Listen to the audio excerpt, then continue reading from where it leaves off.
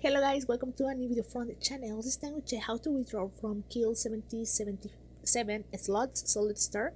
The ability to withdraw funds from Kili 177 slots application or website largely depends on whether it's real money, online casino, or free-to-play social game. If it's a free-to-play game, like many phone app stores, the in-game tokens have no real-world monetary value, and you cannot withdraw real money. The games are purely for entertainment. Of the real money, online casino and seems legitimate, so specific information. Kili 77 slots are reputable. Casino is limited. The general process for withdrawal is as follows.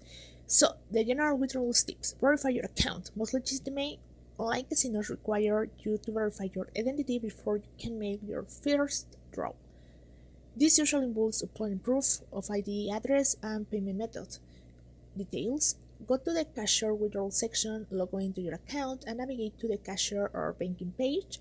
Then select all withdrawal option and choose a payment method. Select your preferred withdrawal method from the available options. Common methods include bank transfers, e-wallets, and like PayPal or Skrill or something debit cards. Note that you may be required to use the same method to use for depositing funds.